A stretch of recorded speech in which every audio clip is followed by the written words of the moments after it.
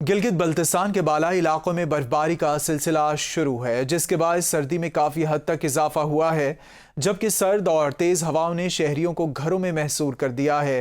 تفصیلات کیا ہیں جانیں گے نمائندہ گلگت بلتستان محمد ذاکر سے۔ جی ذاکر، اپڈیٹس کیا ہیں؟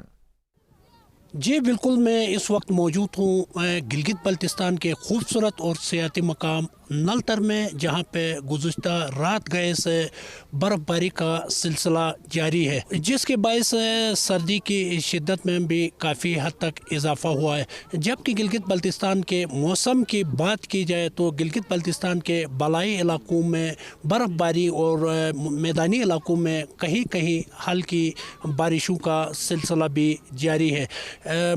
محکمہ موسمیات کے پیشن گوئی کے مطابق آئندہ اگلے 48 گھنٹوں میں بالائی علاقوں میں برف باری، جبکہ میدانی علاقوں میں کہیں کہیں ہلکی پھلکی بارشوں کا بھی امکان ظاہر کیا گیا ہے۔